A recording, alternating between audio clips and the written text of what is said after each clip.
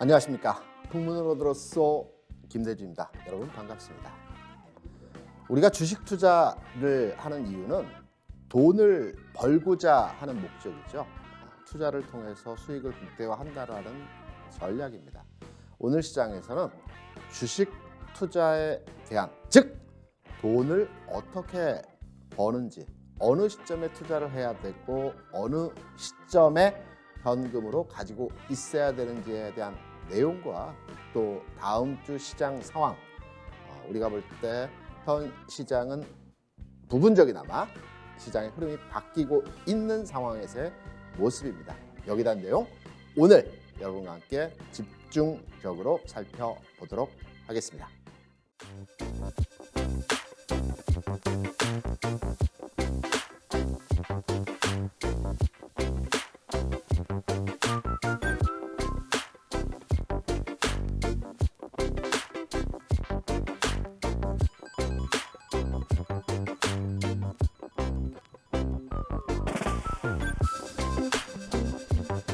주식 투자, 돈의 흐름 판단. 여러분, 우리가 중력이라고 하는 것이 있지 않습니까? 물은 위에서 낙차를 가지고 아래로 떨어지게 되어 있습니다. 하지만 돈은 항상 수익이나 가격이 낮은 곳에서 위로의 흐름이 진행이 되어 있습니다. 지금의 시장과 이전 시장을 판단하여서 우리가 어느 시점에 주식을 투자해야 되고 어느 시점에서는 현금을 가지고 있어야 되는지에 대한 내용을 살펴드리겠는데요. 그 이전에 주식시장을 움직이는 원리가 있습니다. 뉴스나 또는 이슈나 테마, 시황 내용이 아닙니다. 시장을 움직이는 원리는 여러분께서 최근 많이 접하셨다라고 판단되는 금리와 환율입니다. 금리는 시장의 전체적인 흐름을 만들어갑니다. 지금이 주식을 가지고 있어야 될 때인지 아니면 현금을 가지고 있어야 되는 시점인지를 금리를 통해서 우리가 확인하는 것입니다. 환율은 변곡점을 찍어내는 기준이 되는 지표입니다. 시장이 상승으로 전환하는 타이밍인지 아니면 하락으로 전환하는 타이밍인지를 판단하여 보는 지표입니다. 좀 더 구체적으로 관련한 내용들에 대해 살펴보도록 하겠습니다. 지금 뒤에 여러분께서 보시는 그림은 우리나라의 환율과 금리, 주식 시장을 조합해서 흐름을 개인적으로 만들어 놓은 그림입니다. 지금 잘 보시면 첫 번째로의 움직임이 진행되었던 이 검은 작은 선은 금리입니다. 97년도 IMF가 있었죠. 이 IMF 상황 하에서 우리나라의 금리는 18% 수준에서 10%, 6% 수준까지 진행이 된 이후에 계속해서 금리가 10년 이상 장기적으로 하락하는 상황에서 진행이 되었습니다. 그리고 지난해였죠. 최저점이었던 0.7% 상황까지의 금리가 진행됐고 최근에 미국의 금리 인상과 더불어서 국내 금리의 급등 과정에서의 4.3%까지의 흐름이 나타났습니다. 내가 알고 있는 금리와 좀 다른 수치를 보여주는 것 같은데 지금 말한 금리 수준이 실제 금리인지를 되묻는 분들이 계시겠죠. 여러분, 시장에는 기준 금리와 시장 금리가 별도로의 운용이 됩니다. 기준 금리는 한국은행에서 기준을 가지고 지금 우리나라의 기준이 되는 금리를 일정 기한을 두고 발표를 해서 그 기준 금리를 변화시키는 내용으로 기준 금리가 결정이 되고요. 시장 금리는 말 그대로 시장에서 영향을 주는, 우리나라는 3년 만기 국고채를 기준으로 해서 시장 금리가 결정이 됩니다. 이 시장 금리는 매일매일 시세의 변동에 따라서 금리 수준이 바뀝니다. 우리가 은행에 가서 예적금 또는 대출을 받을 때 기준금리로의 적용을 받을 수 없죠. 시장 금리로의 적용을 받게 되는 것입니다. 시장 금리가 오늘 전일 기준으로 해서 4.3%일 때 우리가 예금을 할 때는 아래로의 마이너스 알파를 받게 되는 거고요. 대출을 받을 때는 4.3%를 기준으로 해서 플러스의 알파를 받게 되는 것입니다. 그래서 시장금리는 주식시장과 금융시장의 전반의 흐름을 판단하는 기준이 되는 것입니다. 3년 만기 국공채는 세 가지 상품으로 운영이 되죠. 통한채, 외평채, 물가안정채입니다. 정부에서 발행한 채권이고요. 기관들이 이를 수요 측에서 매수를 할 때 결정이 되는 금리 상황입니다. 금리의 흐름을 잠깐 앞서 말씀을 드렸는데요. 지난 97년 IMF 이후에 약간의 변동차는 있었겠지만 지난 20여 년 가까운 기간 동안 18% 수준에서 1% 수준까지 하락을 했고 이후에 최근 4% 수준까지의 흐름이 진행됐습니다. 그렇다면 제가 앞서 모두에 말씀드린 내용으로 돈은 아래서 위로의 흐름이 진행된다라는 말씀을 드렸죠. 지난 20여 년의 기간 동안에 시장에서 금리가 계속 아래로의 진행이 되었기 때문에 시장의 투자 자금은 채권시장, 즉 금리를 바탕으로 한 투자 상품보다는 주식시장으로의 투자 상품에 돈이 집중화되게 되는 과정을 거쳤습니다. 주식시장의 흐름을 판단하여 보게 되면 이 검은색 두꺼운 선이 지난 97년부터의 주식시장의 흐름입니다. 97년 277포인트의 저점을 찍고요. 이후에 IT 붐이 일어나면서 주가 반등이 나타났습니다. 최초의 1000포인트를 2000년에 돌파했습니다. 이후에 버블 붕괴 진행되면서 500포인트 수준까지 빠지기도 했었지만 궁극으로 흐름의 상황에서 지수의 추적을 해보게 되면 2008년도 당시 2000포인트를 최초로 돌파했습니다. 그리고 2011년도부터 2016년까지는 횡보의 흐름이 나타나는 박스피라고 그래서 2000포인트를 전후로 해서 2000에서 2500포인트 사이에서 등락의 모습이 진행되는 박스피 상황에서의 흐름입니다.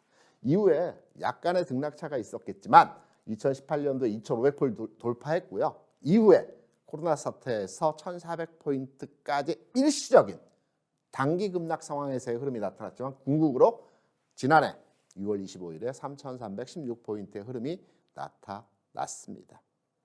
금리와 주식시장에 연동되어진 흐름을 보게 되면 금리는 지난 IMF 이후에 줄곧 해서 내려가는 흐름들이 진행이 되었고요. 주식시장은 궁극으로 IMF 이후에 주가지수 상승에 3300포인트까지 흐름이 나타나는 과정에서의 흐름이 진행이 됐습니다. 돈은 수익률이 낮은 곳에서 높은 곳으로 움직이는 형태로의 돈의 이동이 나타났다라는 것입니다. 이러한 과정에서 최근 미국의 금리 인상에 연동되어진 국내 금리도 상승하는 과정에서 지난 6월에 고점을 찍은 이후에 최근 2100포인트 수준까지의 주가 하락이 나타났었죠. 이 부분은 금리가 급등하는 4% 이상의 수준까지 금리가 급등하는 상황 하에서 돈의 이동이 주식시장에서 금리의 시장으로 이전되는 과정에서 시장이 하락하는 상황에서의 내용이었다고 볼 수 있습니다.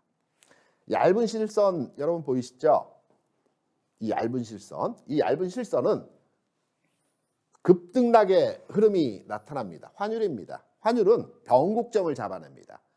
지수의 저점, 터닝 포인트, 흐름의 변화 지점, 이 부분을 잡아내는 것입니다.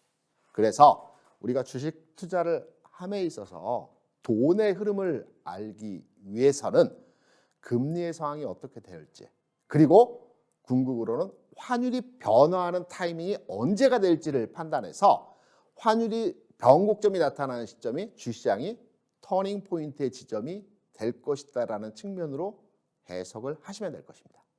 여기에 한 발 더 나아가서 금리가 최근에 계속해서 상승 흐름에서의 모습이 나타나고 있는데요. 이 금리가 어느 수준에서는 다시 꺾이는 흐름으로 진행이 되겠죠. 그렇다고 본다면 환율이 움직이고 금리가 꺾이는 시점에서 우리가 투자를 하는 시점으로 포착해서 전략을 세워 가신다라고 한다면 주식 투자에서 절대 지지 않는 게임을 하실 수 있다라고 생각을 합니다. 미국 시장 잠깐 들여다보겠습니다. 미국 시장도 우리 시장과 동일한 흐름에서의 상황입니다. 미국의 나스닥 지수 차트와 미국의 금리, 시장 금리를 말하는 것이죠. 기준금리가 아니고 미국의 시장 금리를 판단해 볼 때도 지난해 7월에 1% 수준에서의 금리였습니다. 이후에 연속적인 그 기준금리 인상에 따라서 시장 금리도 연동해서 상승을 했고요. 이 상승하는 과정에서 역으로 미국의 주시장은 하락하는 과정이 진행됐습니다. 미국은 주식 투자를 함에 있어서 우리나라와 같이 직접적으로 HTS를 통해서 개인이 거래하는 비중보다는 주로 대체 투자 또는 펀드나 아니면 어느 매매 집단을 통해서 운용하는 간접 투자의 형태가 높습니다. 전체 투자 비중의 60에서 70%가 간접 투자를 통해서 이 매매를 하게 되는 것입니다. 여기에 미국의 금리 수준이 지금 4%를 넘어서는 전일 기준으로 4.15%까지 미국의 금리가 올라와 있는 상황인데요.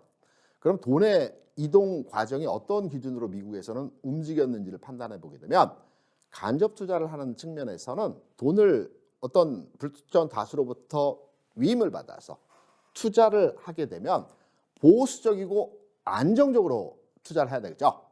미국 같은 경우는 연금이나 어떤 장기적인 플랜을 가지고 투자하는 목적성 자산이 크기 때문에 자산 운용 측면에서 보수적인 측면이 굉장히 강합니다. 그래서 안정적인 확실한 수익률을 보장하는 투자 상품에 투자되어지게 되는 것입니다. 미국의 S&P라고 여러분들 많이 들어보셨죠? S&P 500 지수 배당 펀드라고 있습니다. 가장 많이 투자되어지는 상품입니다. 이 S&P 500 지수 배당 펀드의 수익률이 2.5%입니다. 대부분의 위탁받아진 자산들은 안전하게 투자되어져야 되기 때문에 배당을 꾸준하게 안정적으로 유지시켜주는 상품에 투자를 하게 됩니다. S&P 500 지수 내에 있는 종목들은 우량한 종목들이죠. 성과를 항상 만들어내는 기업들입니다. 매년 일정 규모 이상의 배당을 실시하는 기업들입니다. 그래서 전체 자산의 대부분의 자산이 S&P 500 지수 배당 펀드에 투자되어지게 됩니다. 간접 투자 상품의 자산의 대부분이 2.5%입니다. 그러면 대체 투자 입장에서 시장을 판단할 때 시장 금리가 2.5%를 넘어서게 되면 돈의 이동이 나타나겠죠. 기존에 S&P 500 지수의 배당 투자 상품에 투자되었던 자금이 은행의 금리가 2.5%를 넘어서는 시점에서 돈의 이동이 나타나는 것입니다.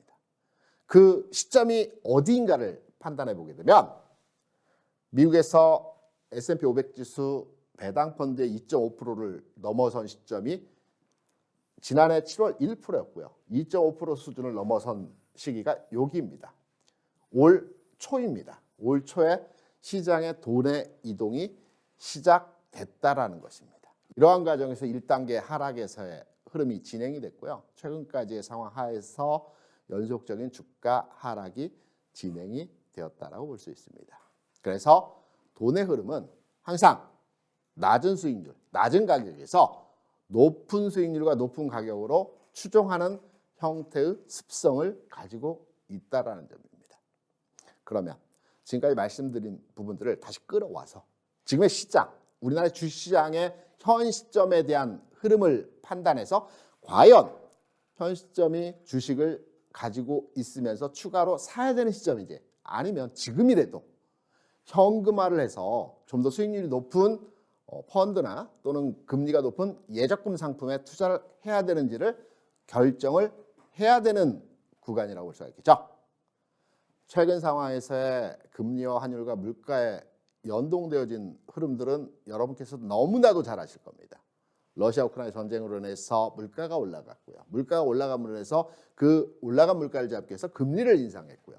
올라간 금리에 대해서 자산이 미국으로 집중화되면서 달러 강세가 진행되는 과정에서 글로벌 금융시장의 약세 현상이 진행이 됐습니다.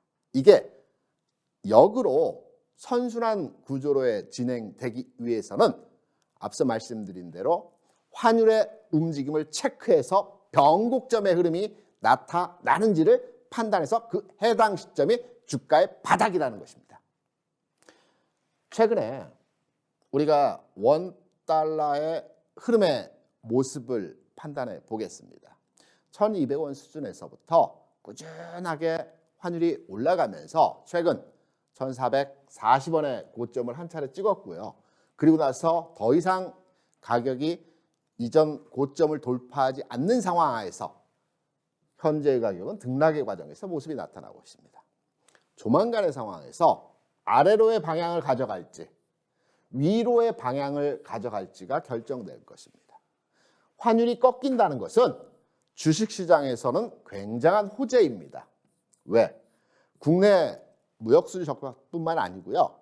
해외 투자자 입장에서도 환율이 하락으로 전환할 경우에 기존에 1,000원의 주식을 사는 것보다도 1,400원, 1,500원, 2,000원의 주식을 사서 앞으로 내려갈 전망이 있다라고 한다면 1달러를 가지고 와서 1,000원어치 주식을 사는 것보다는 1달러를 가지고 와서 1,400원, 1,500원, 2,000원의 주식을 사는 게 훨씬 효율적인 투자 방법이죠. 그래서 기관이나 외국인이 환율 상황의 개선이 나타나게 되면 국내 주시장에 들어올 수 있는 우호적인 환경이 조성된다는 것입니다. 지금 환율 시장의 상황, 오늘 또는 다음 주 초에 방향성의 결정이 진행되어지는 변곡점의 지점에 와 있습니다. 바꿔 말씀드리면 주식시장의 상황 또한 이런 변곡점과 맞물려서 흐름의 전환이 나타날 수 있는 지점의 위치에 있다라고 볼 수가 있을 겁니다. 환율과 금리, 제가 과거에 현업에 있을 때 10여 년의 기간을 통해서 해당 업무를 거치면서 조금씩 알아왔던 내용입니다. 여러분께서 방송을 시청하시는 분들께서 환율과 금리 너무너무 어려워, 어떤 재료가 있어서 종목이 올라가는 형태로의 주식 투자만을 하셨다고 한다면 전체 금융시장에 돌아가는 원리와 구조를 이해하실 때 내가 한결 투자가 더 쉬워지고요. 그리고 적재적소에 실패하지 않는 성공 투자를 하실 수 있으실 겁니다. 조금은 어렵지만 환율과 금리에 대해서 계속적으로 공부를 하셔야 된다고 볼 수가 있겠고요. 어려운 부분은 제가 해석해서 여러분의 이해를 돕기 위한 과정에서의 말씀들을 드립니다. 이러한 내용들은 제가 노란톡방에 참여하셔서 제가 장중에 또 장 끝나고 관련한 내용들에 대해서 이해하기 쉽게 매일매일의 체크리스트를 만들어서 여러분께 설명을 드리고 있습니다. 그럼 노란톡방에 어떻게 참여를 할 수 있는지 여기에 대한 내용 설명을 듣고 와서 두 번째 챕터 종목으로 들어가서 지난주에 설명했던 종목들, 그리고 지난주에 지선 저항선에 대해서 여러분께 한번 말씀을 드렸죠. 시장 분석 방법에 대한 내용들 두 번째 챕터로의 내용을 살펴보도록 하겠습니다.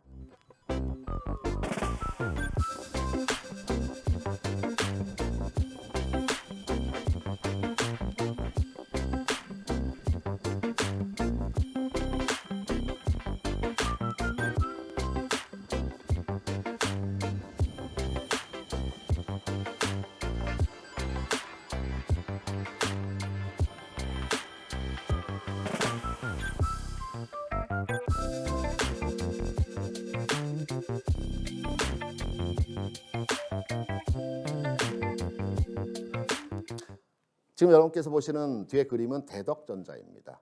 제가 2주 전에 여러분께 히든 종목으로 말씀드렸던 종목이 제주반도체와 대덕전자였죠. 각각 8%의 단기 수익률을 완성했던 종목입니다. 그러면 단순하게 종목의 흐름으로 수익을 한두 번 내가 판단하고 내가 분석하지 않은 상태에서 운이 좋아서 수익이 날 수는 있겠지만 나에게 행운이 3번, 4번, 5번, 10번까지 행운이 찾아오지 않는다라고 볼 수가 있겠죠. 행운은 한 번이나 두 번입니다. 나머지의 투자는 내가 알아야 되는 것입니다. 제가 해당 종목을 설명드릴 때 지지선, 저항선의 의미를 부여해 드리면서 해당 가격에 진입하게 되면 저항 구간에 진입할 것이고 그 저항 구간 이후에는 가격의 조정을 받을 것이다. 그래서 오늘은 저항 구간에 도달한 이후에 조정받을 때 어느 가격 수준에서의 저점을 잡아가는지 여기에 대한 원리와 구조에 대해서 추가로 지난주 1강에서 지선 저항선에 말씀드렸던 부분을 첨언하여 말씀드리도록 하겠습니다. 제가 지난주에 대덕전자 제주 반도체 2주 전이죠. 말씀을 드리면서 이 타이밍 진입가 설명드렸고요. 목표가도 말씀을 드렸습니다. 그리고 손절가도 설명을 드렸습니다. 진입가 완성했고요. 목표가도 완성을 했습니다. 손절 터치하지 않았습니다. 가격의 목표 흐름에서 이 종목에 대해서는 2주 전 여러분께 말씀드린 26,000원 저항 영역이다. 왜? 제가 패턴을 말씀드렸죠. 상승 패턴에서의 저항, 다시 말해서 매물, 가격이 해당 가격에 들어갔을 때 더 이상 상승하지 못하고 매물을 소화하는 과정을 거치는 구간에서의 영역은 상승 흐름에서 지난 흐름에서의 앞전 고점이 이번 조정에서의 저점이 될 것이고요. 다시 말해서 하락할 때도 똑같은 형태로 이번 반등에서의 고점은 지난 하락에서의 저점이라고 말씀을 드렸습니다. 이러한 맥락에서 대덕전자 같은 경우에도 지난 하락에서의 저점 가격이 대략 26,000원을 전후로 한 가격 수준이기 때문에 이번 반등에서의 목표치는 26,000원까지 가는 현상에서의 진행이 될 것이고 이후에 정체 흐름과 가격의 조정이 나타날 것이라는 말씀을 드렸습니다. 이제 저항선에 대해서 설명을 드렸다라고 본다면 이제 지지선에 대해서 좀 더 완성된 흐름에 대한 내용들을 알아가셔야 되죠. 전일 주가 흐름입니다. 지금 보시면 정확하게 지난 하락에서의 저점 26,000원 전후로 한 가격권에서 계속 등락의 모습이 나타나고 있습니다. 매물을 소화하는 과정입니다. 이 종목은 매물을 소화한 이후에 추가로의 상승 여력이 있습니다. 그렇다고 본다면 우리가 1단계 상승의 목표치를 완성했고 그러면 다음 흐름에서 이 종목을 통한 수익률을 더 가져가야 된다고 판단이 될 때 어느 시점에서 재매수를 해야 되는지가 중요하겠죠. 주가는 두 가지의 패턴을 가지고 조정을 받습니다. 하나의 패턴은 기간의 조정입니다. 좀 강한 종목이죠. 하나의 패턴은 가격의 조정입니다. 기간의 조정은 옆으로의 횡보 과정을 거치면서 매물을 소화하는 형태로의 진행입니다. 가격의 조정은 여러 가지 분석 툴이 있겠지만 제가 보는 가격의 조정의 저점은 이 피보나치 수열이라고 하는 형태의 황금 분할 비율에 의한 조정입니다. 쉽게 말씀드리면 0.618, 0.382 주가 상승할 때 고점 대비 38.2% 수준에서의 조정을 받는다라는 것입니다. 대략 주가가 10,000원 상승했으면 3,500원은 조정을 받고 그리고 다시 가는 형태로의 모습이 나타난다는 것입니다. 두 가지 조정 관점에서의 이 종목에 대한 접근을 한다라는 측면으로 말씀드렸죠. 그러면 전략을 이렇게 세우시면 될 겁니다. 일단 지난 저점의 고점 라인에서 수익률을 내고 팔았습니다. 다시 사고 싶습니다. 언제 살지는 모르겠지만. 그러면 첫 번째로의 전략은 이 종목이 기간의 조정을 거치고 올라갈지 가격의 조정을 거치고 올라갈지는 아직 확인되지 않았습니다. 그렇다면 첫 번째 전략은 기간의 조정을 거치고 올라가는 전제로의 접근입니다. 옆으로 눕다가 어느 시점에서 갑자기 양봉으로 이전의 고점 라인을 빵 돌파하는 경우가 있습니다. 이때 쫓아가면서 진입을 하시면 됩니다. 매물 소화를 다 거쳤다라는 거죠. 물론 매도 가격보다 조금 높을 수 있습니다. 하지만 새로운 추세가 형성됐다라는 측면에서 가격 상관없이 흐름의 변화에 투자하시면 되는 겁니다. 두 번째, 가격의 조정을 받을 때입니다. 이때는 쉽습니다. 왜냐하면 가격을 딱 정해놓고 지난 상승에서의 상승 비율과 조정에서의 조정 비율을 딱 수치 계산을 해보면 23,500원에서 24,000원 부근이 황금 분할 비율에 의한 조정을 받아내는 가격입니다. 피보나치 수열은 다른 게 아니고요. 1과 2를 합하면 3이 되고요. 2와 3을 합하면 5가 됩니다. 3과 5를 합하면 8이 됩니다. 수학시간에 많이 배우셨죠? 이 구성되어진 수열이 가장 안정적인 수열이랍니다. 그래서 주가가 조정받을 때에도 피보나치 수열에서 0.618, 0.382%를 조정받을 때 가장 구조적으로 안정화된 조정 상태에서의 비율이기 때문에 우리가 조정받을 때 통상 상승치에 대해서 35% 전후로한 가격 수준에서 우리가 다시 저점을 잡는 형태로의 진행을 하는 것입니다. 오늘은 두 번째, 지난 시간은 지지선과 저항선 아주 중요한 포인트라고 말씀을 드렸었죠. 오늘은 거래량입니다.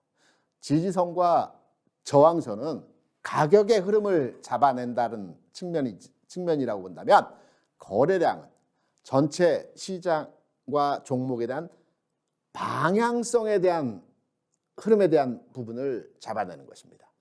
지지선과 저항선은 종목을 가지고 있거나 또는 매수를 할 때 가격을 정하는 방법입니다.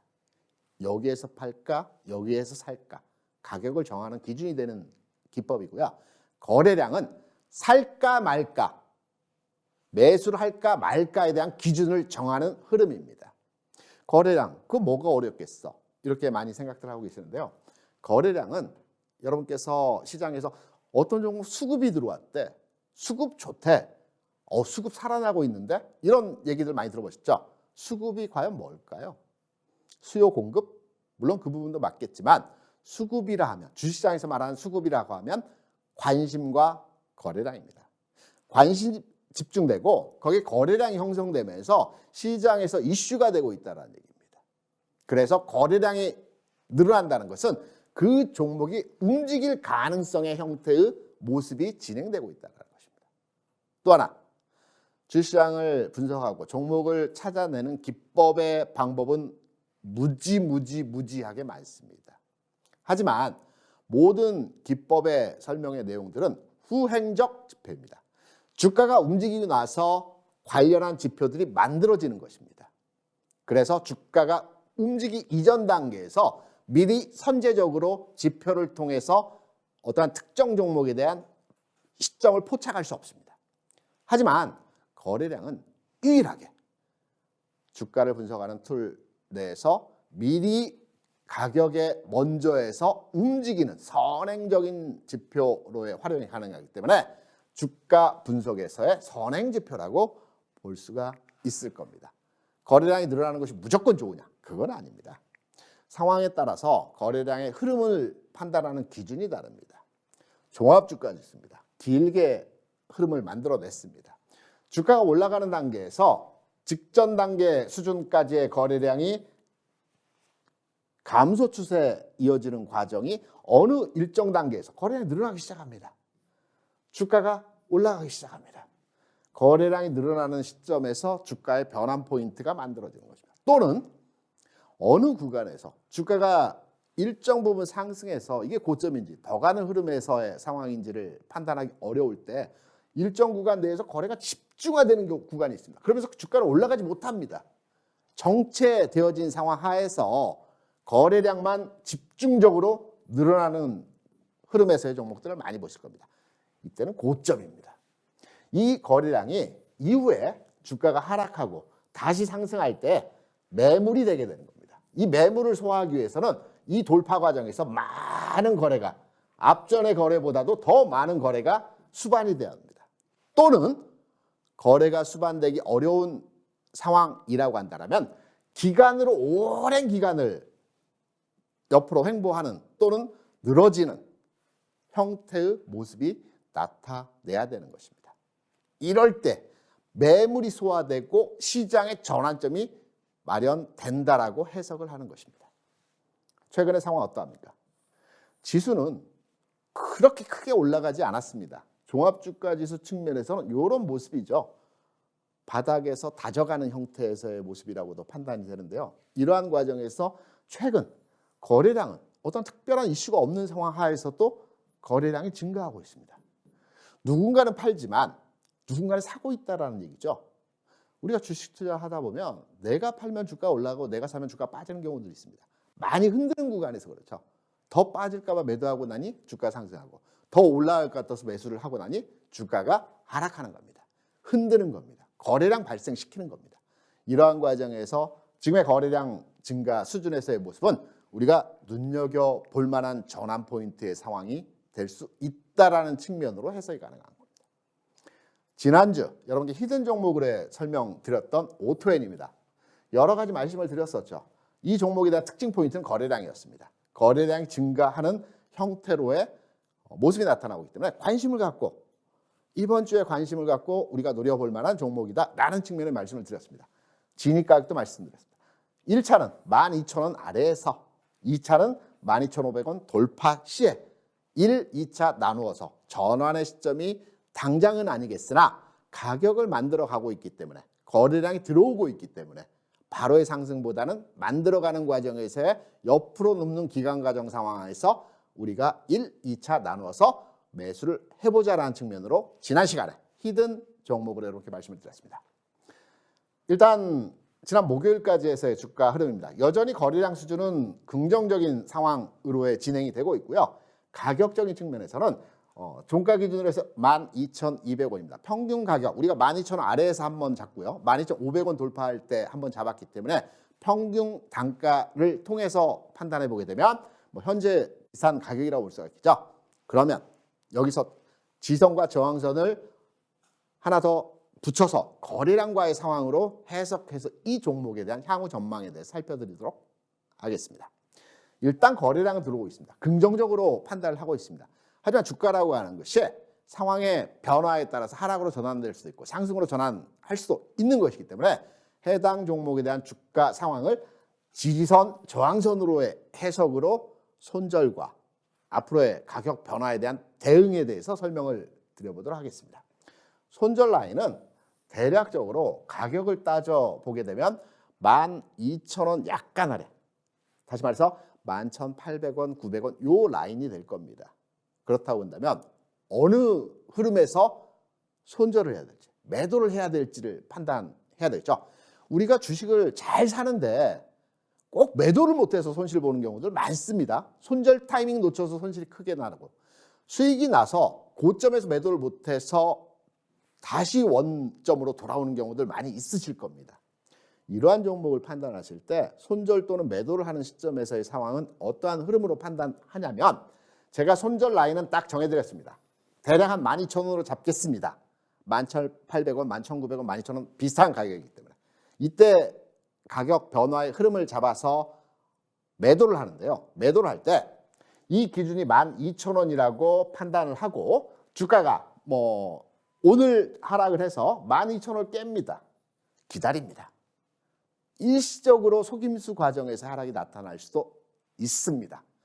통상적으로 주가가 일정한 흐름을 봐서 깼다가 다시 리바운딩이 나오죠. 모든 종목은 리바운딩이 나옵니다. 왜? 급등했던 종목은 리바운딩 없이 급락의 형태로 진행되겠으나 옆으로 좀 기었던 종목이 일단의 추세를 깰 때에는 한 번에 반등이 나옵니다. 12,000원 상황에서의 종가 기준으로 가격을 깼을 때 그 다음날 또는 그 다음날 일정한 반등이 나옵니다. 이때 12,000원을 돌파하는 흐름이 나오지 않는다면 다시 꺾일 때 매도입니다. 그러면 우리가 평균 가격이 12,200원, 300원에 사서 전략적인 매도를 할 때 아주 금액을 크게 잡아도 11,500원 정도의 매도를 하실 수 있습니다. 종목을 잘못 들어갔을 때 대략 5% 내외에서 손절할 수 있는 가격을 준다는 것입니다. 더 큰 손실을 사전에 방지한다는 것입니다. 확인하고 매매한다라는 측면입니다. 이 흐름으로 지지선, 저항선, 앞서 말씀드린 지난 시간에 말씀드린 지지선, 저항선 영역에 대해서 이해가 되셨습니까? 지지선과 저항선은 기존의 지지선이 깨지게 되면 앞으로는 저항선이 되는 겁니다. 좀 전에 말씀드렸던 대로 기존의 지지선이 깨지게 되면 이번 반등에서 저항선이 되는 겁니다. 똑같은 영역에서의 도입입니다. 이런 형태로 내려가게 될 때는 완전하게 확인하고 매도하는 형태로의 진행이 가능합니다. 저희 노란톡방에 들어오시게 되면 제가 장전에 시황과 전반의 내용에 대해 설명을 드립니다. 지난 목요일에서도 미국 시장 내용을 분석해 드리면서 미국 시장의 그리고 또 환율의 상황, 변곡점에 대한 내용들을 말씀을 드렸고요. 애플에 대해서 분석을 해드렸습니다. 그리고 국내 시장 내용을 말씀드리면서 국내 시장은 전일 시장 상황의 판단으로 말씀드린 부분, 약세 출발한 후 하락 이후에 아래꼬리 영역이 진행된다. 아래꼬리 부근 또는 확인 이후에 진입 가능하다. 아래꼬리 구간에서 진입 가능하다. 왜? 리바운딩, 반등, 장중에, 장후반에 나타날 것이기 때문에. 그리고 나머지는 장중 메시지 드리겠다라는 장전 8시 29분에 여러분께 말씀을 드리죠. 이 부분 외에도 장중에 흐름을 잡아서 이렇게 전체 종합지수와 상황에 대한 부분들을 말씀을 드립니다. 지금은 지수 저점 구간이다. 반등 나올 수 있는 상황에서의 흐름이다. 그리고 변곡점이 나오는 시장이 막 출렁출렁할 때 긴급하게 이 부분을 해석해서 말씀을 드립니다. 목요일장 같은 경우에도 오후 1시 즈음에서 시장이 부분 변화하는 모습에서의 상황이 나타났죠. 쭉 밀리다가 1시 반 정도에서부터 시장의 일부 반등에서의 흐름이 나타났습니다. 왜 그럴까요? 뉴스에 안 나옵니다. 아무리 찾아봐도 안 나옵니다. 누가 그 부분 알고 있는 내용들은 없습니다. 저는 글로벌 시장을 다 관찰하고 있습니다. 그래서 전일 말씀드렸던 것이 유럽 시장이 먼저 움직입니다. 분봉상으로. 달러 지수에 영향을 줬습니다. 그리고 그 영향이 원달러에 영향을 주면서 주시장이 반등을 주는 형태로의 모습이 나타나고 있습니다.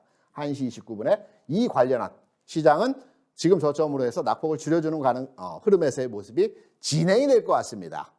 라는 메시지를 여러분께 드립니다. 노란톡방에서 이러한 전체 시황에 대한 내용들을 말씀을 드리고요. 또 여러분께서 고민하시는 종목, 서로 머리를 맞대고 나는 이렇게 생각하는데 또는 어떻게 생각하는지, 그리고 제가 알고 있는 부분에 대해서 여러분께서 질문하시는 종목에 대해서 저의 의견을 또 필요하게 드리는 부분들. 그러면 합리적인 의사결정을 하는 데 있어서 상당한 도움이 되지 않을까 이렇게 판단이 되고 있습니다. 그러면 이 노란톡방 참여 방법에 대해서 여러분 궁금하시겠죠? 참여 방법에 대한 설명을 듣고 와서 마지막 히든 종목, 어떤 종목 관심 갖고 매수를 해볼 만한 종목인지 여기에 대한 내용을 살펴보도록 하겠습니다.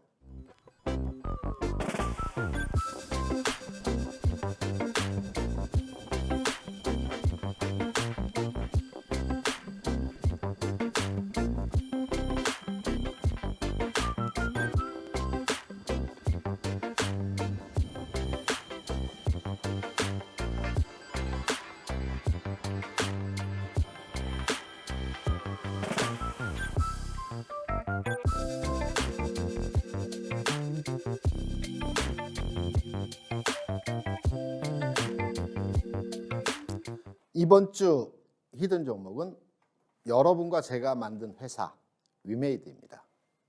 위메이드 많이 가지고 계신 분들 계십니다. 질렸어. 그 종목 너무 오랜 기간 동안 주가가 하락하고 있어. 이렇게 판단하시고 지금 현재 고민하시는 분들 많이 계십니다. 이제 살 때가 됐습니다.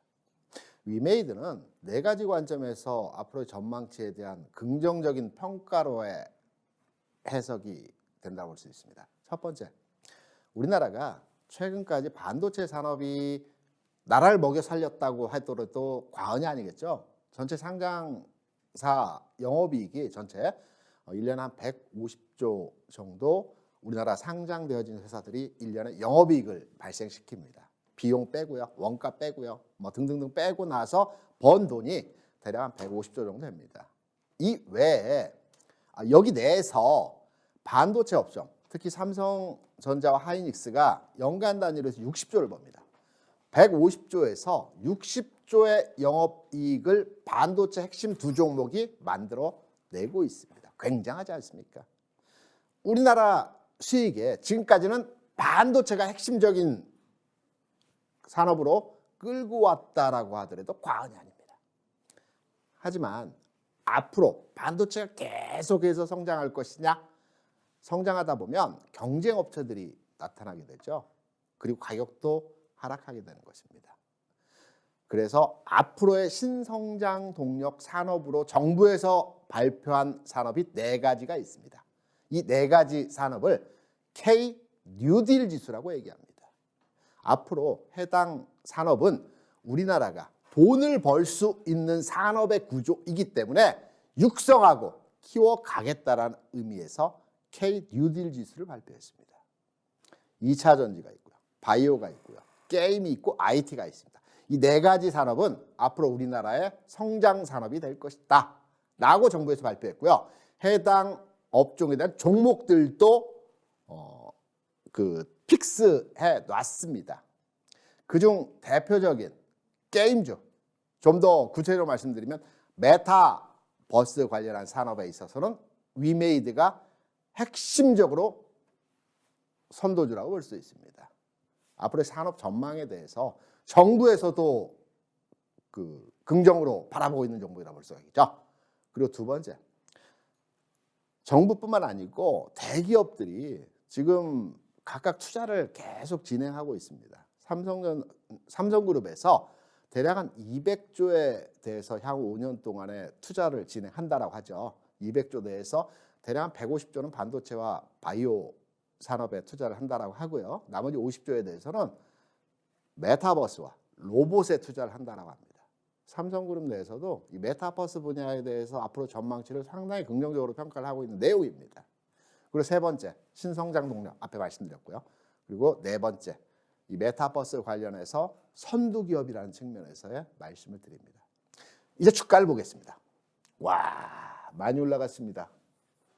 여러분, 메타버스 뭘까요?